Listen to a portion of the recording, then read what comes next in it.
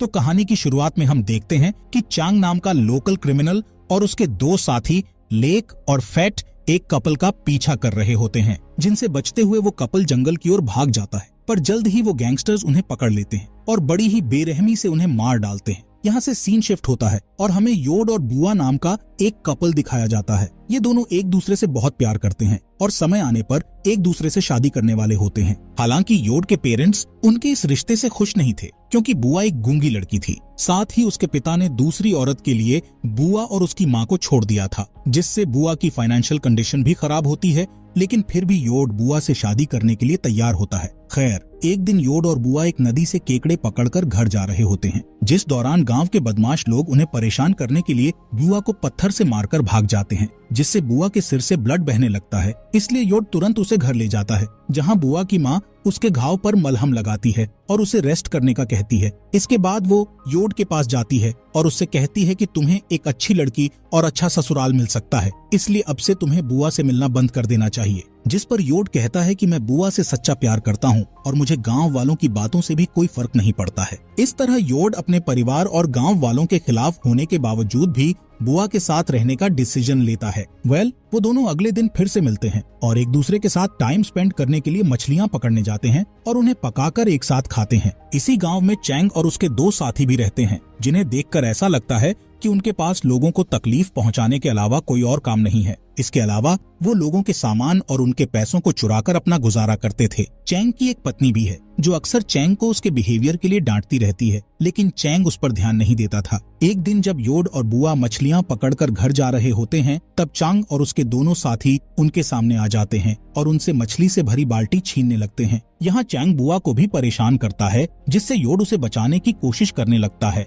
लेकिन वो सभी आसानी से उस पर हावी हो जाते हैं। तभी चांग की पत्नी वहाँ आ जाती है, जो चांग और उसके साथियों से योड और बुआ को बचा लेती है। शाम को जब योड अपने घर जाता है, तब उसके पिता हमेशा की तरह उसे बैंकॉक जाकर नौकरी करने का कहते हैं। असल में उनका मानना था कि पैसे कमाने के लिए योड का बैंकॉक जाना बहुत जरूरी है, लेकिन योड का कहना था कि वो शहर में रहने की बजाय गांव की शांति में रहना पसंद करता है। अगली सुबह हम एक बौने चोर को देखते हैं, जो एक दुकान से केले चुराकर भाग जाता है। इसी दौरान बुआ भी केले लेकर उस दुकान के पास से गुजर रही होती है, जिससे दुकानदार बुआ को चोर समझकर उसे बुरा भला कहने लगता है। बेचारी बुआ गूंगी होने के कारण अपनी बेगुनाही साबित नहीं कर पाती और रोने लगती है। इसी दिन योड की माँ बुआ की माँ से मिलने आती है और उससे कहती है कि मैं एक गूंगी लड़की से अपने बेटे की शादी नहीं कराऊंगी, इसलिए तुम बुआ को मेरे बेटे से दूर रखो। इधर बुआ भी ये सब बातें सुन लेती है, जिससे वो बहुत दुखी हो जाती है। इसके बाद बुआ खेत की ओर चली जाती है और रोते हुए सोचती है कि आखिर पूरा गांव उससे नफरत क्यों करता है। थोड़ी देर बाद योड वहां आता है और उसे गले लगाकर वादा करता है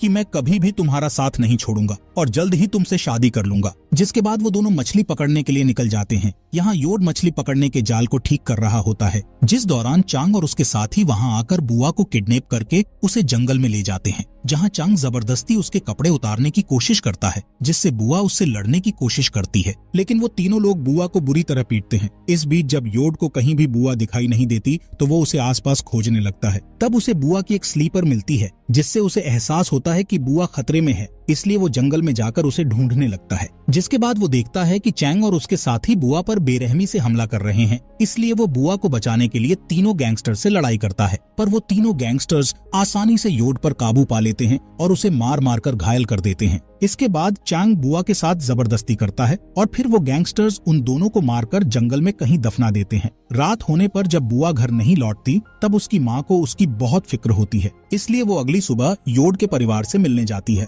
जहाँ उसे पता चलता है कि रात से योड भी घर पर नहीं लौटा है। इस बात से परेशान योड और बुआ के पेरेंट्स अपने बच्चों की तलाश में निकल जाते हैं। जब वो खेत में पहुँचते हैं, तो उन्हें वहाँ योड और बुआ का सामान दिखाई देता है, जिससे उन्हें अपने बच्चों की और भी ज्यादा फिक्र होने लगती है। यहाँ उन्हें एक आदमी मिलता है, जो बताता है कि चांग और उसके साथी कुछ दिनों से योड और बुआ का पीछा कर रहे थे। ये जानकर वो तीनों सीधे चांग के घर जाते हैं, जहाँ चांग उन्हें धमकी देकर भगा देता है। इसके बाद वो तीनों दुखी होकर पुलिस स्टेशन में मिसिंग रिपोर्ट कराते हैं और पुलिस को बताते हैं कि उन्हें चांग और उसके लोगों पर शक है कि उन्होंने उनके बच्चों के साथ कुछ गलत किया है। जिस पर ऑफिसर कहता है कि अभी उनके पास चांग के खिलाफ कोई सबूत नहीं है, इसलिए वो कोई एक्शन नहीं ले सकते। इसके अलावा ऑफिसर कहता है कि शायद दोनों बच्चे अपनी नई जिंदगी शुरू करने के लिए शहर भाग गए होंगे। इसके बाद हम चांग के एक साथी लेक को देखते हैं जो जंगल में अकेला घूम रहा होता है। असल में उसे अपने किए क्राइम का बहुत गिल्ट था और वो अपने गिल्ट से भाग नहीं पा रहा था। कुछ ही समय बाद चांग और फेट उसके पास आते हैं और उससे पूछते हैं कि क्या तुम ठीक हो, जिस पर लेक कहता है कि मैं कुछ दिनों से बहुत बुरा महसूस कर रहा हूँ और अपने आप को बदलना चाहता हूँ। इसके अलावा वो चांग और फेट को भी बुरे काम छोड़ने का सुझाव देता है। ये सुनकर चांग को उस पर गुस्सा आ जाता है और वो अपनी गन निकालकर लेक पर तान देता है। यहाँ चांग लेक से धमकी देते हुए कहता है कि अगर पुलिस को हमारी करतूतों के बारे में पता चला तो मैं तुम्हें जान से मार दूंगा। अब तीनों शिकार करने के लिए जंगल के अंदर चले जाते हैं। जब वो जंगल में जानवरों को ढूंढने की कोशिश कर रहे होते हैं तब अचानक से उन्हें बुआ की आत्मा दिखाई देती है, जिससे वो सभी बुरी तरह डर जाते हैं और जंगल से भागने के लिए मजबूर हो जाते हैं।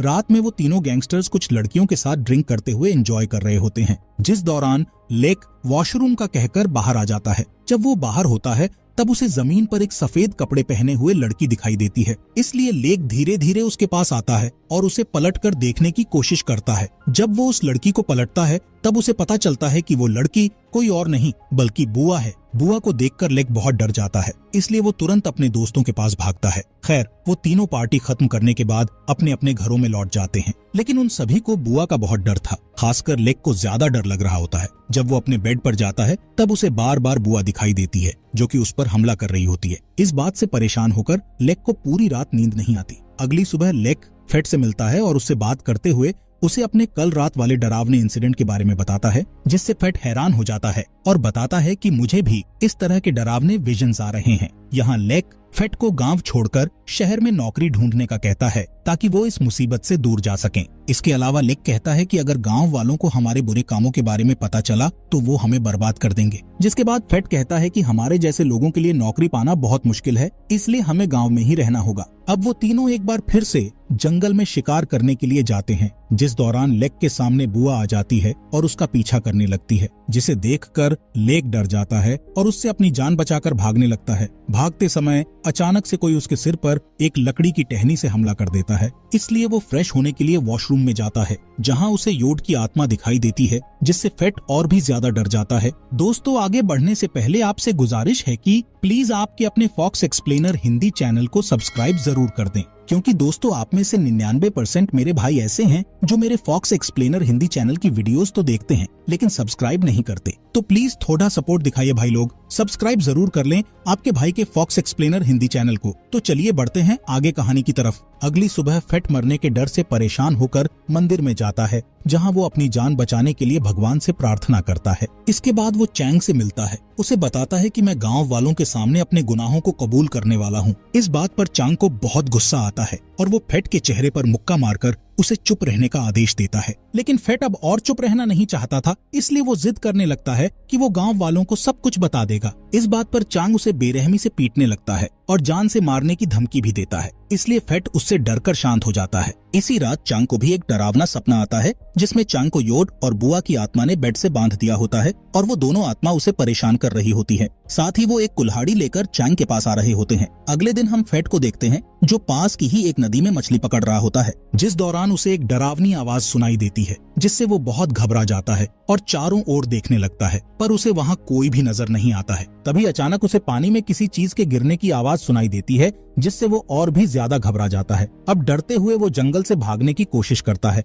लेकिन तभी उसे पीछे से कोई पकड़ लेता है और जबरदस्ती पानी में डुबाने लगता है, जिससे फेट की भी मौत हो जाती है। यहाँ लेक और फेट की अचानक से मौत होने के कारण चांग के पिता को अपने बेटे की भी फिक्र होने लगती है, इसलिए वो चांग से कहता है कि तुम्हें अपने गुनाहों को कबूल कर लेना चाहिए और अगर तुमने ऐसा नहीं किया तो तुम्हारा हाल भी तुम्हारे साथियों की तरह हो जाएगा। मगर चांग अभी भी अपने गुनाहों को कबूल करने से साफ इनकार कर देता है, क्योंकि उसे डर था कि अगर उसने अपने गुनाहों के बारे में सब बता दिया तो गांव वाले उसे पुलिस के हवाले कर देंगे और फिर उसे सजा के तौर पर जेल भेज दिया जाएगा। इसके बाद जब रात में चांग अपनी वाइफ के साथ सो रहा होता है, तब उसे किचन से कुछ आवाज सुनाई देती है, जिसे सुनकर वो चौंक जाता है और अपनी वाइफ को जगाकर उससे पूछता है कि क्या तुमने अभी किचन से कोई आवाज सुनी थी। यहाँ वाइफ उसे कुछ जवाब देने के बजाय उसे बुरी तरह डांटती है, क्योंकि चांग ने उसे जगाकर उसकी नींद खराब कर दी थी। खैर, चांग की वाइफ दोबारा सो जाती है और चांग भी सोने की कोशिश करता है, पर तभी चांग को एक बार फिर से वही आवाजें सुनाई देती हैं, जिससे चांग बुरी तरह डरने लगता है। इसलिए वो तुरंत उठता है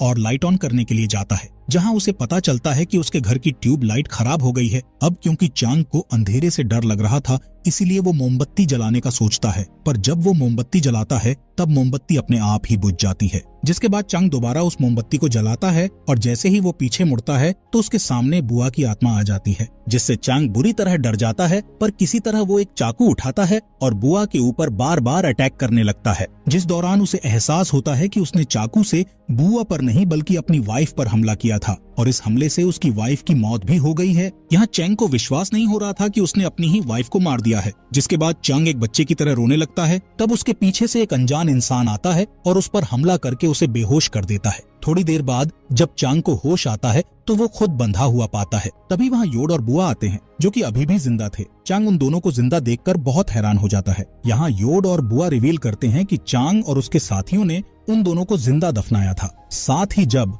वो तीनों उन्हें दफनाकर चले गए थे तब कुछ ही समय बाद बारिश होने लगी थी, जिससे योड और बुआ को होश आ गया था और किसी तरह उन दोनों ने गड्ढे से बाहर निकलकर खुद को बचा लिया था। जिसके बाद उन्होंने एक दूसरे की मदद करते हुए अपने घावों की देखभाल की और कई दिनों तक जंगल में रहने का फैसला किया, ताकि जब वो पूरी तरह से ठीक हो जाए तो वो चांग और उसके साथियों से अपना बदला ले सकें। कुछ दिनों के बाद वो दोनों पूरी तरह से ठीक हो गए और उन्होंने अपना बदला लेना चालू कर दिया। असल में दोनों को समझ आ चुका था कि अगर उन्हें बुराई को खत्म करना है तो उन्हें बुराई का सहारा लेना होगा। खैर, तब से ही दोनों ने बदला लेने के लिए अपने दुश्मनों को परेशान करना शुरू कर दिया था और फिर उन्हें एक एक करके मार डाला था। योड और बुआ की पूरी बात सुनने के बाद चांग उनसे अपनी जिंदगी की भीख मांगने लगता है, पर वो दोनों उसकी कोई भी बात नहीं सुनते और उसे जान से मारकर अपना बदला ले लेते हैं। इसी के साथ ये मूवी यहीं पर खत्म हो जाती है।